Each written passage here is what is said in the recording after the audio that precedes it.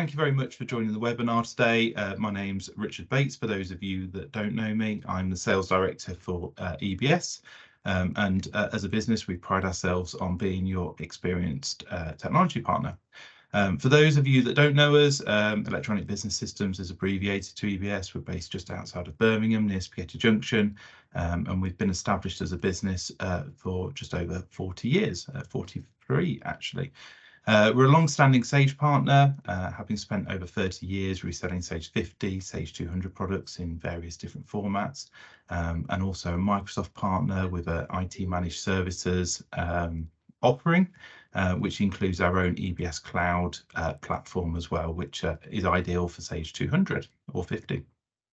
So EBS and Sicon have got a number of joint customers, already benefiting from many of their different integrations.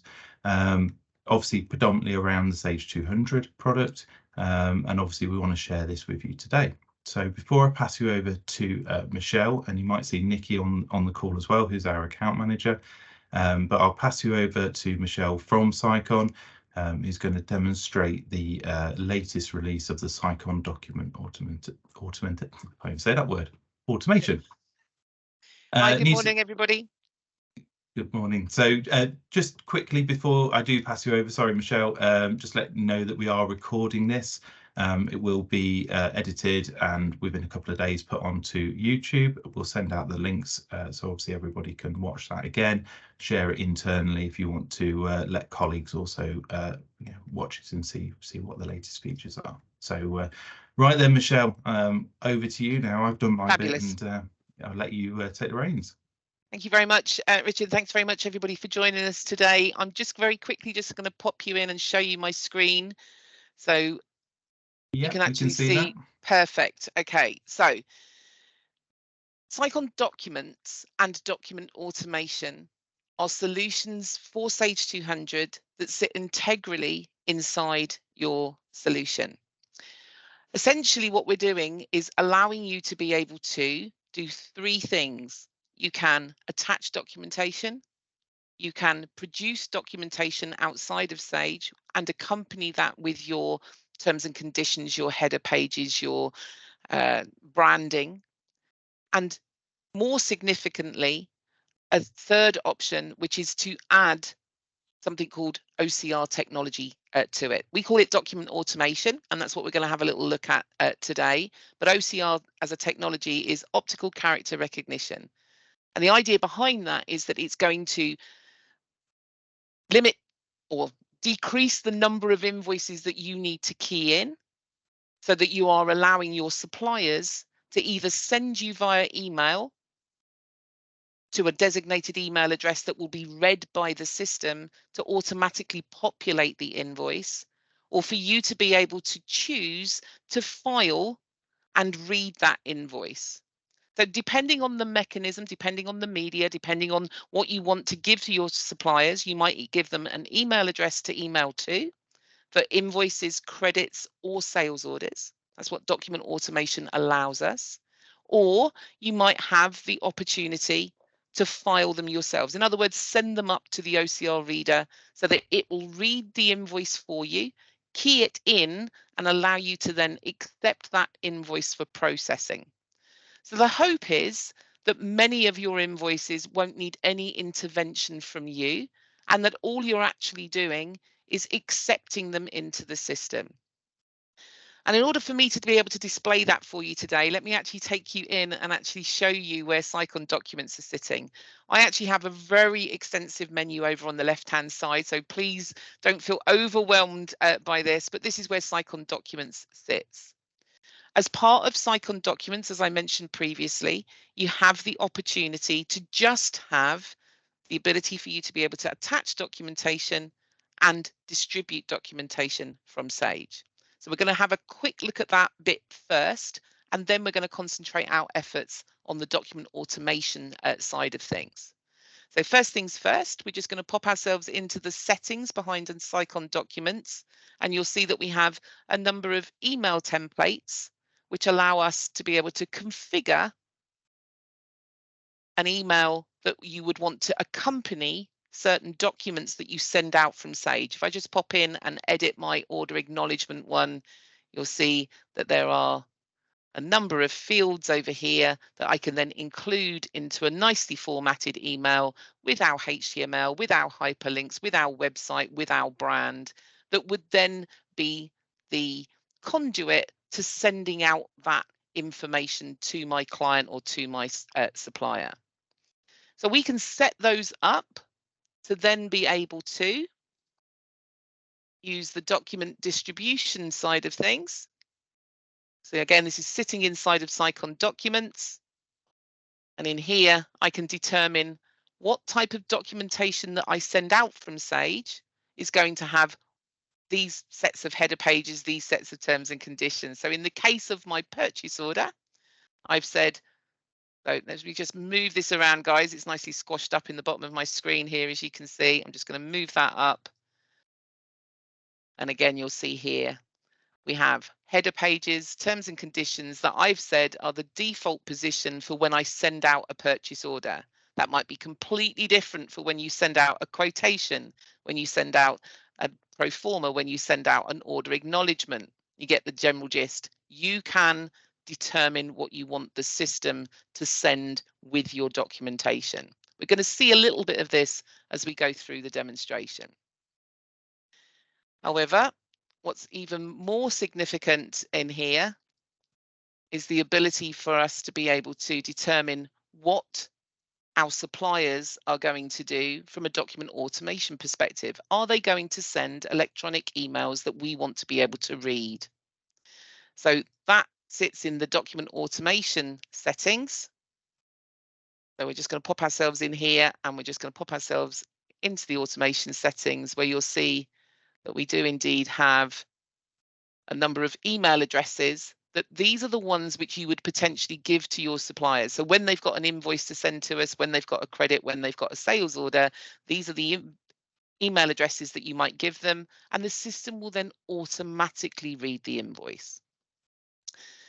So let me just pop myself out of here. I'm going to go in and actually process invoices and credit notes. What this will now do for us from a document automation perspective is it will actually present to me a list of invoices which we have either dragged in or have been emailed on to us. In this scenario, we have a number of invoices which are ready to be processed, denoted by the little tick, some which might need attention, but we still haven't actually keyed anything in. These have arrived into the system in a variety of different ways. If we look at this one for Everest as my first example, you'll see that this particular one is a valid invoice ready for processing. If we look at it, we'll see what the media looks like over on the right-hand side. This is what my supplier has sent, and they did that via email. So you can actually see the original email that was sent by me to that email address that was designated to me for the processing of invoices, and the original copy of the invoice that was attached to it is then present in here. And what the system has done is it's now started to read the content in order for it to understand what is valid. The process for how you actually get the system to recognize where you want it in terms of the fields is that you train it. Each and every supplier would potentially send you a different type of email layout or invoice layout. So in the case of this one from Everest, the Everest invoice looks like this. In the case of this one here from BGT, slightly different layout. And so what we want to be able to do is to teach the system where to pick up the appropriate information from. So there's a training model that we'll go through. We'll have a little look at that in just a second. What you'll also see in here, when we look at that particular one for BGT, is that when we look at the email tab, there is no email. And that's because this particular invoice arrived into the system having been dragged in. So it arrived to me and I said, process it. So we're going to do one of those for ourselves in just a second. So different mechanisms for getting the information in to the system. We're going to process a couple of these through, but before I do that, we're just going to re-look at what the other pieces of Sicon documents is going to do for you. So let's just have a quick look at that particular purchase order. 4272 is the purchase order number, and the end result of the journey of purchase order 4272 is, of course, my invoice, which we're not going to process just yet. So we're just going to come out of here, and we're just going to have a quick look back in our purchase order list, and we're going to have a look at purchase order 4272. So let's just pop ourselves in and have a quick look at it. That particular purchase order actually has, because Sicon Documents is switched on, the ability for us to be able to see and view documents and also add additional documents. So this is the standard document version before you attach document automation to it. Anywhere where you see the view documents button or the add documents button, you can do exactly that. View the documents and add the documents. It's in purchase order processing, it's in sales order processing, it's in your sales ledger, your purchase ledger, your cash book, your nominal ledger. It's in the stock module. There's a variety of places that you can use in order to determine what type of documentation you want to add and what type of documentation you actually want to distribute out of the system. This particular purchase order becomes one single holistic view of all of the documentation that applies to it. Therefore, what I'm seeing down here when I look at these three documents is the original copy of the purchase order that we sent out. So using document distribution, you can see it's taken that header page, the terms and conditions, and it's archived the original copy of the purchase order that we sent to this PO. I then have another document, which just so happens to be a Sage logo, which I've added to the system. So this could potentially be your supplier saying, I acknowledge your PO. I've then also got my goods receipt information. So adding the goods receipt note in here. We're going to go ahead and we're going to match our invoice to this purchase order.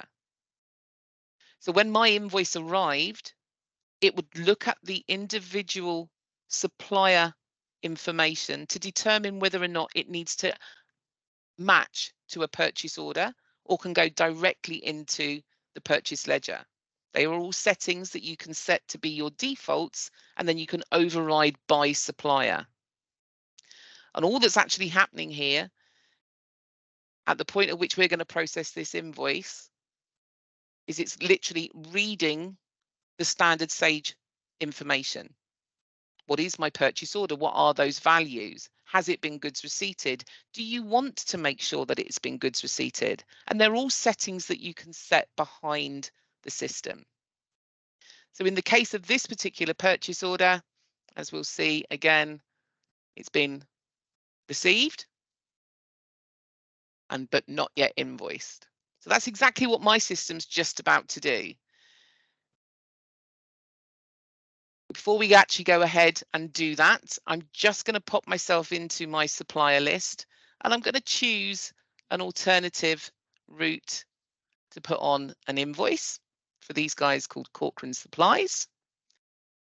So this is the normal standard way that you would put on a brand new invoice. But because Sicon Documents is switched on, you'll see that in here, I'm going to go in and I'm going to enter my value. So this is the manual way of doing it. So my £1,000 invoice. And as you will see in here, as I go to hit save, because I've told the system that when I put a new invoice on, I have a required document that needs to be attached to it. It will then give me a warning to say there is no invoice attached to this transaction. Are you sure you want to continue? You can actually force that to happen. So potentially you might say, actually, I don't want them to put any invoice into the system without an accompanying document, in which case it won't even let you save. Mine's giving me a choice, so it shows me a warning. So in the case of me processing it manually, I'm going to say no to continuing, and it will say, right, give me the document then. So Sicon Documents allows me then to either scan in an image, very rare these days, everything tends to be electronic, to attach it, to paste it, or to drag and drop it into this particular scenario. So in actual fact, let's just do that. Just going to pop you into my drafts, and we're going to choose any document will do. But for the purpose of today's exercise and just for visual purposes, I'm just going to pick up that picture of some French doors, and I'm just going to drag it into here, and you'll see that little plus sign appear for me, and therefore I now have a document attached. And at the point at which I then say save, it now knows that there's a document attached here, and we can go ahead and do that accordingly. Now, what we're doing with document automation is we're bypassing this process of me entering it in, and we are processing invoices which have already been sent in and read and validated in order to actually get the information into the system.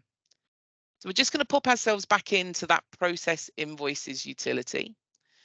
As I minimize Sage out of the way and our Sicon approvals, you'll see that I actually have a number of documents scattered around my desktop there, just so that you can see what I'm about to do. You know that we've already got some invoices in there for processing. There were 4 of them sitting there. A couple of them needed attention. 2 of them were valid and ready to be processed. What I'm now going to do, rather than seeing stuff that's already in here, is I'm going to add a new one. Like I say, that might be that your supplier's already sent that in, as we did with our Everest one. However, for us, I'm simply going to pick up that invoice. I'm going to drag it into here, and you'll see that the system is now reading it. That's what that little green banner's doing it down here. And as it reads it, it takes from you one document from your document bundle. So when you buy Sicon Documents, so the standard platform for the attaching and distributing of documentation, you buy a Sicon Documents user for each Sage user, based on whether or not you want them to be able to attach and view, or view only. When you buy document automation, you buy the module, and then you buy a bundle of documents which would cover the amount of invoices that you process periodically. So if you processed 1,000 invoices a month, you might say, actually, I'm going to buy a bundle of 12,000 documents to last me a year. But they don't expire. And the documents are based on, or the document counts are based on the number of invoices, the documents, not the number of pages. There is a fair usage policy in place. So if you do have invoices which have, I don't know, 15 pages every time, there may be you may count that as 2 documents moving forward, but the general rule is it's 1 document equals 1 document count, therefore 1 invoice. If you have suppliers that send you 1 single PDF with multiple invoices in it, we can also manage that process for you. So within the software, so I'm just going to pop myself back into Sage very quickly, and you'll see that under the Sicon Documents settings and in my tools, there's a tool over here called Split PDF. And just to display that for you, I have a set of invoices which have arrived as 1 document here, but I've used the Split PDF tool to split them out into multiple invoices, which can then be processed individually. And I can drag all of those in. So the idea would be take them all, drag them in here, and the system will process them for you. So multiple ways of getting your invoices in. Having received my new invoice, we're just going to close that down. We're just going to pop ourselves back in to process invoices and credits. And this time when I load my documents, you should indeed see that we now have 5 documents to process. 2 of them are valid, 3 of them require some attention from me. So we're going to concentrate on the ones which need a bit of attention. So let's have a look at this particular one from BGT, the one that we've just entered into the system, and we'll have a look at the validation. And what you'll see in here is it's telling me that the invoice number hasn't been read. So I need to teach the system where to pick it up from. It's more than possible that your suppliers will change their invoice layout without telling you. Once you've told the system what the model or models look like for that particular supplier, it will attempt to read it, which it has, of course, done on all of the other areas. But from an invoice number perspective, it's struggling. It wants to know where to pick that up from. So I'm going to teach it. So we're just going to pop ourselves back in here and we're going to go into training mode. This over here on the right-hand side of the screen are all of the fields that you need in order to process your invoices. And therefore, anything that it can't read is then going to be taught by me. So I'm going to pick up the invoice number, and I do that simply by clicking on it. You'll see it turns into a nice little different shade of green. And I'm going to say, that's the invoice number. I've now essentially taught the system by saving and training the model that that's where I'd like you to pick up the invoice number from in the future. So let's just do exactly that. Again, all of these fields, as you can see, are being read by the system. Anything that's got that nice little highlight around it means that the system knows what that text looks like, and then you can tell the system where to put that text. Once you've taught it where to put the text, it'll attempt to do that the second, third, or fourth time, or 150th time that you receive an invoice. So we're just going to save that away. And having taught the system where to pick up the invoice number from, you'll see that my invoice has now gone to a status of valid because the validation has been successful and it's read everything that I need to. Also within these tabs, you'll notice that we have the ability to be able to analyze the data, to recognize the data. We're able to validate our invoices. So should anything change throughout our processes, in the case of my Everest invoice, as an example, before I goods receipted it, it would actually have put this invoice into a status of having receipt issues. Because I've told the system that when an invoice arrives from Everest, it needs to match to a purchase order and goods receipting will need to have taken place. So without goods receipting taking place, it will pop it into here as having receipt issues. And then when receipting does take place, I can revalidate that invoice to go and pick up the now current Sage data. There is also the ability for you to look at the account information. When we look at the account information in here, what's also happening, as well as reading the invoice, the system is also validating who your supplier is. And it validates your supplier based on the purchase ledger information in the system. In the case of this particular one, I've told the system that I would like the information to be taken and scored at a minimum of 1. So a minimum of 1 field needs to be recognised in order for my system to say that supplier is valid and recognised. If you set your score at 3, it might need to read at least 3 unique things about the supplier before it's able to validate them. You can see the score on this one is 2 because it's been able to read their email address and their VAT number, but the minimum score I've set is 1. There's a lovely little clever utility in here to be able to copy the document value. So where it's read the VAT number, for instance, I can highlight and copy that value and then update my supplier account with it in order for me to be able to then recognize it moving forward. So it's reading the information from the purchase ledger account, reading the information from the invoice, matching the 2 things together to validate my supplier. It then looks at the invoice to validate all of the areas are correct, particularly things like your net value, your tax value. It's also going to look, I'm going to have a quick look at this one for BGT, where it also requires attention.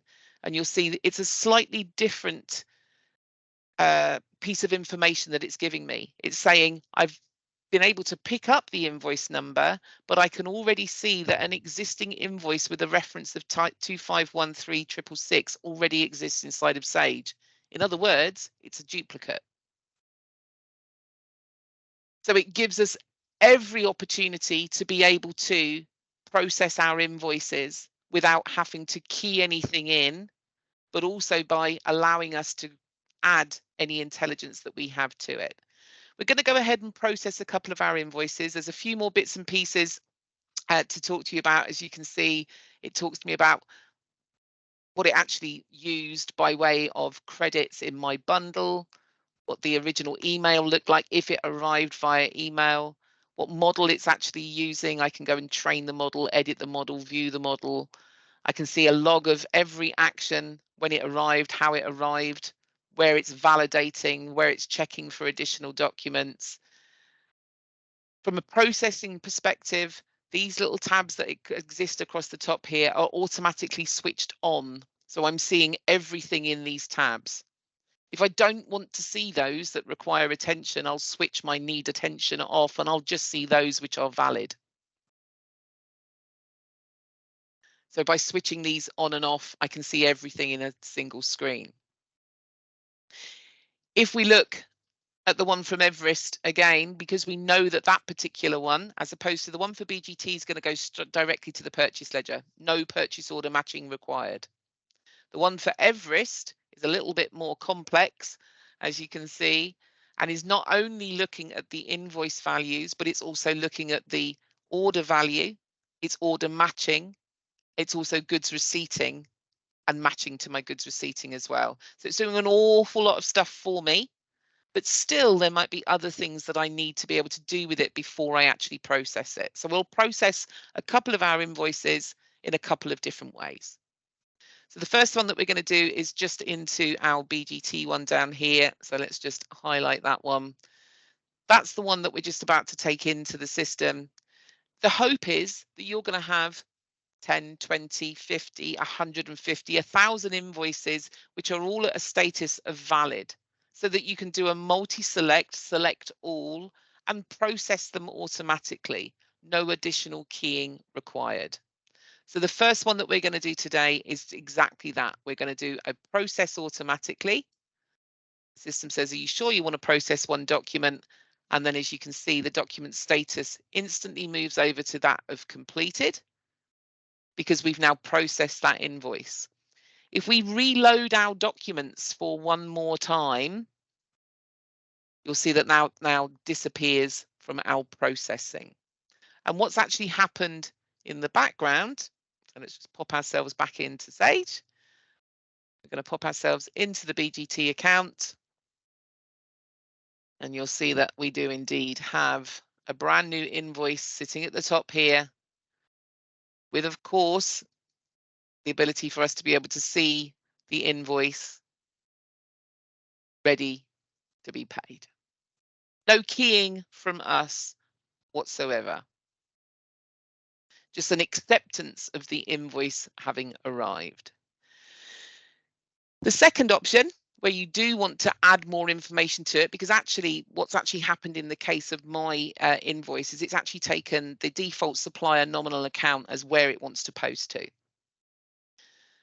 So this time we're going to do something slightly different, and we're going to pop ourselves back in here, and this time with our BGT one, we'll go through the process of manually processing it. What manual processing will enable me to do is do some additional keying at the point of entry. So the screen that it presents to me is the enter purchase invoice screen. I've still keyed nothing in. The system has obviously keyed in the goods value. It's keyed in all of the information that I need to the default nominal. It is at this point, because I've gone through manual processing and it is comparing that information to the document on the right hand side, that I might add additional information in.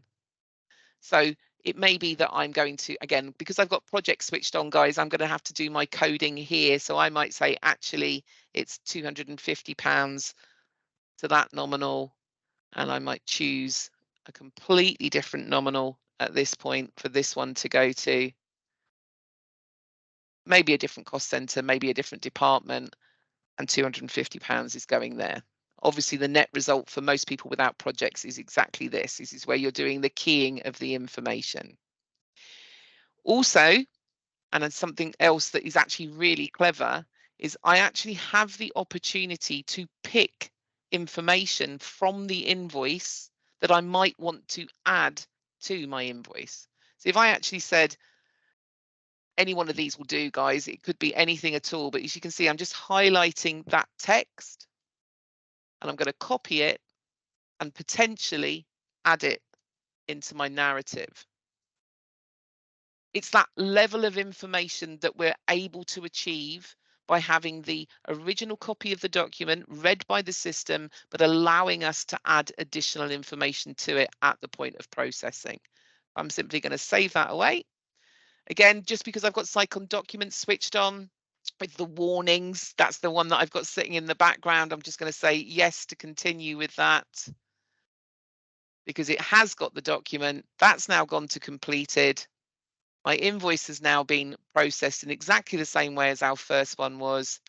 And again, we'll just go in and have a quick look at it just to prove that it does indeed exist. So let's pop ourselves back into our BGT account.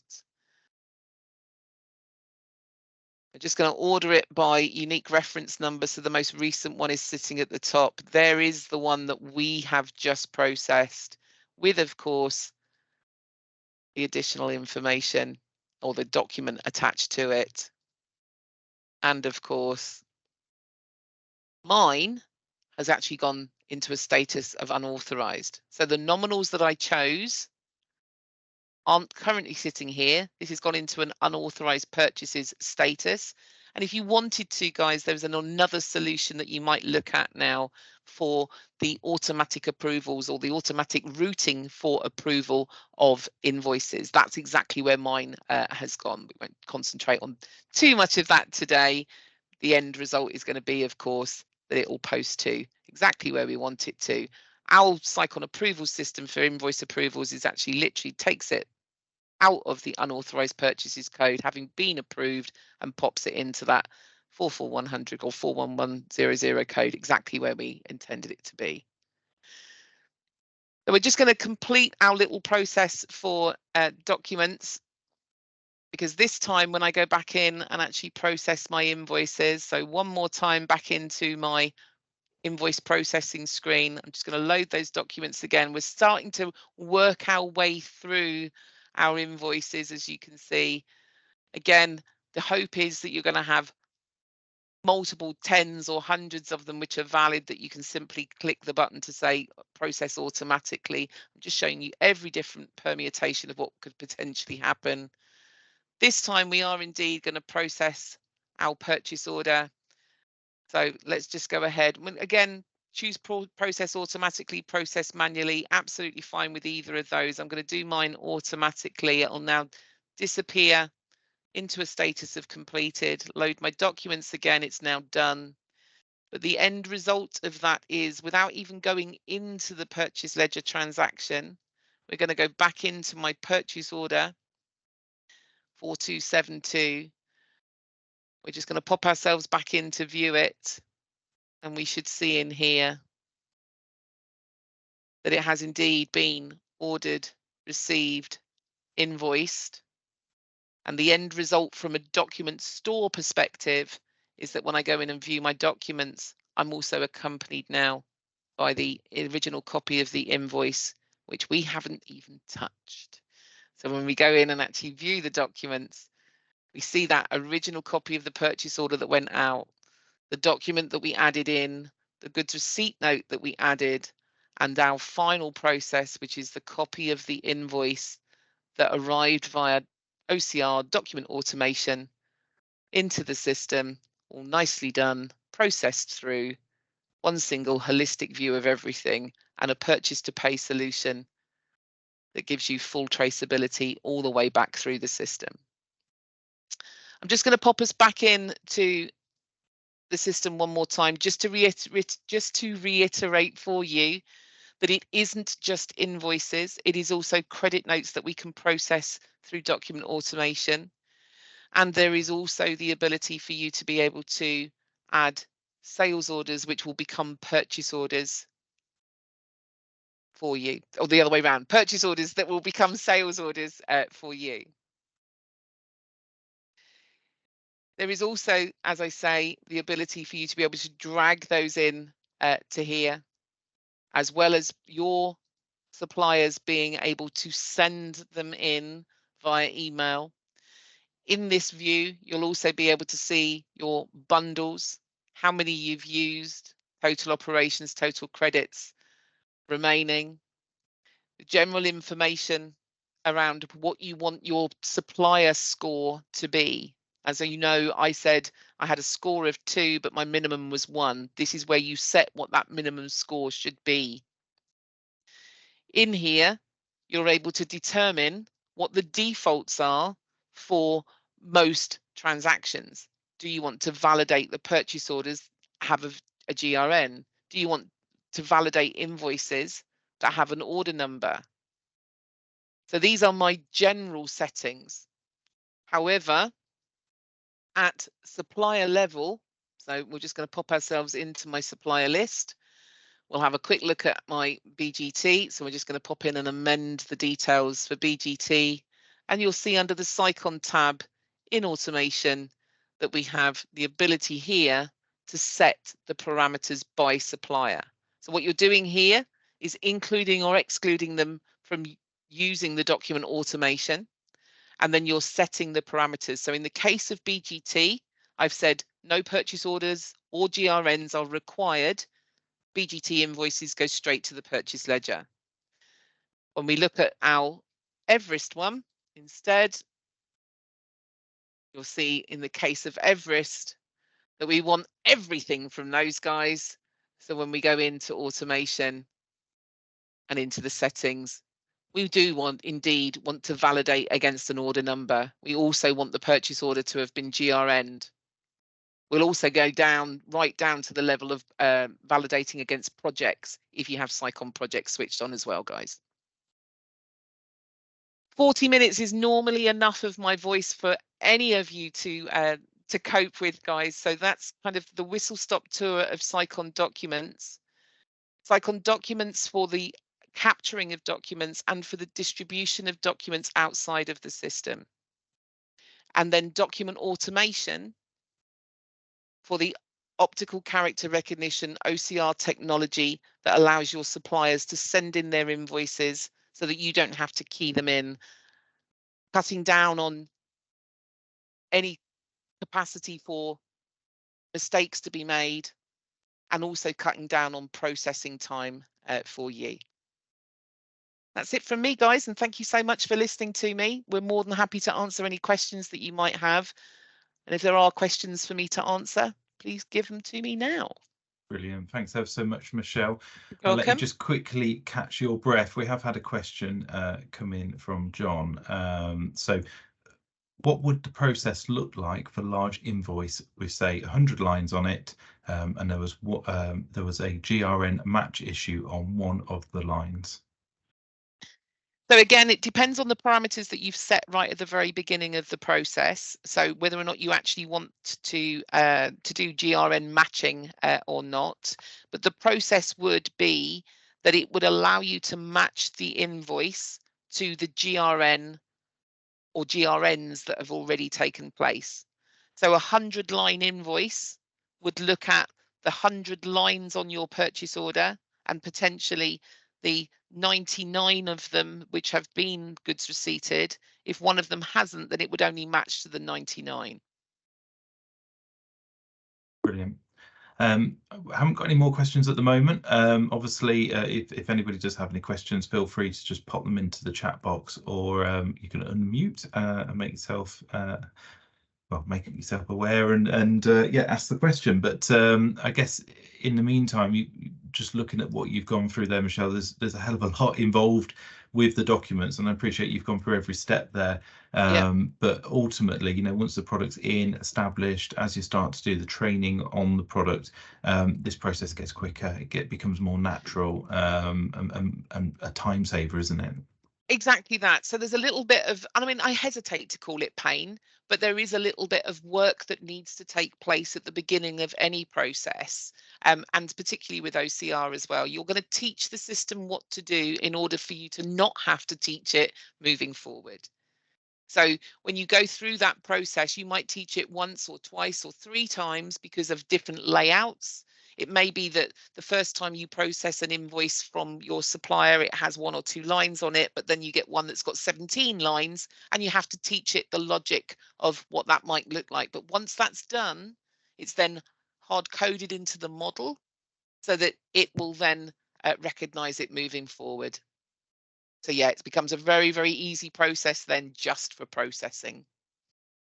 I can see John's put his hand up. I don't know if he wants to unmute and ask a question. Feel free. Indeed. Thank you. Yeah, thanks, Michelle, by the way, and then Richard. Great demo. It looks very comprehensive. The functionality, really nice. We have, so I'm the we have this one large supplier that gives us an enormous amount of invoices. And we are the UK and Ireland distributor for their products. So we have 5,000 part numbers. They're big invoices, big purchase orders, hence that question earlier. Just to follow up on that one, would the invoice remain in a awaiting validation or some kind of needs attention state in the process if it had that GRN mismatch on that one line? It wouldn't try and process it anyway. No. If there was a mismatch in there, it would go into that status which I mentioned to you here, which is where it's got receipt issues. So it's essentially holds it in here in kind of in reserve, if that makes sense. Got you. So, and the status here in the validation status, it actually does say in here receipt issues. And then in the validation, it will show you where the validation issue is, what line it's on potentially. Okay. Terrific. Next question is the supplier, unfortunately, has different formats for many of the part numbers, so it has their own supplier part number. Can it do a match on the, I know there's a field available when setting up the stock items in the system for exactly that. Can it do a match on the supplier part number? So again, our PO would be for our version of the part number, the stock item. Their invoice would be for their version of the item. Can they see each other and map through? But you're matching it to the purchase order at that point, John. Correct. Yeah. So that's the logic that we would go by. Absolutely. So it should be absolutely fine. But I will take that. So if Nikki, if you can just take that question away, I'm pretty sure when you're teaching it the logic in here, you're basically telling it what the line quantity, line item code, line description, line unit price is. If you also go to the supplier record in the fine tuning with regards to the fields, etc., there are ways of looking at stock codes and then translating them. So that's on the supplier validation area. Okay, perfect. So it's a good job we're a team, Nikki. Let's just pop myself back in here. Actually, my double click finger clicked in there. Just bear with me for a second. Just pop myself back in to amend the account details. So this is what Nikki's referring to. When I took you in here previously into the automation, into the fine tuning here. So we are able to then define in field extraction. Right, okay, perfect. So you'd be able to take the supplier code, but we will confirm that for definite for you and come back through the guys at EBS, guys. Good, thank you, because that's a big deal for us and it's a kind of go no go thing. So yeah, I think the other thing as well, John, and this is absolutely something that you can do with your account managers and with Nikki. Send us a copy of an invoice and we'll put it in and we'll see, we'll do exactly that. We'll go through that process with you. Okay. All right, good. Yeah, thanks. Brilliant stuff. Likewise, obviously, sorry, Darren. Yeah, I've got one question just about the purchase order to sales order process. Is it effectively exactly the same as what we've just seen in terms of the invoices? exactly the same, except that the end result is going to be a sales order. Yep. Input into the system. Yeah. Brilliant stuff. Any more questions? I think we're just on that same theme, and sorry, it's me again, it's John. No worries. But it's the other use for us for the system will be to indeed import customers' sales orders or their purchase orders, and we will create a sales order. Yeah. And yes, the lovely individuals that they are, they also have different part numbers, so they're on their. If it can work for one side of the system, I imagine it can work from the other, but that would be on the customer record then. I imagine there's fine tuning where you can possibly do this mapping. Absolutely. You might have noticed when I went into the system, John, that it literally reads every field, and all you need to do is map it to where you want it to be. So we're not just reading, you know, 1 or 2 or 3 or 4 fields. It actually highlights every field on the paper, as it were, for you to be able to then define what that is. Yeah, the problem is, I guess, all the challenge is that isn't that transform, because they've got, let's say their part number is A and our part number is 1. Where does A equals 1 come in somewhere? So it's just that transformation bit. We'd need to test them through, but there should, absolutely should be more than possible for us to go in. And so if I just show you that one from BGT again, when we go into training mode, these aren't very complex ones, as you can see. But it actually has highlighted every field, it's read every field and giving you the opportunity to say that is that, and that is that, and that is that. You'll see that we've got some custom fields. What we just need to make sure is that we can go through that process of matching to the correct field. But if it's on your purchase order, if you're matching to the purchase order, it shouldn't be an issue at all. Okay. But yeah. Let's just run that process through with you individually so that you can see exactly how it would work for you. Yeah, cool. All right, thank you. Welcome. Brilliant stuff. Obviously, if there are any more questions, you're more than welcome to drop us an email or reach out to us. EBS website is ebs.tech. You can go to our contact page, or alternatively, you know, things like LinkedIn, or I can share our email addresses out to you guys as well. I think that probably finishes the webinar. Thank you very much, Michelle. Like I say, really comprehensive, and it's really good to get some questions and two-way dialogue going on these things as well. So you know, if you're thinking it, I'm sure somebody else is as well. So you know, we'll wrap the session up, and just thanks again to everybody, and we'll get this published onto YouTube, where a lot of other webinars that we've done in the past are. So if you want to go and have a look at that. There's lots of content on there to watch, and we'll be back in a few weeks' time with our next webinar. Fabulous. Thanks so much for your time, guys. Appreciate it. Thank you all. Thank you. Thank you, everyone. Take care.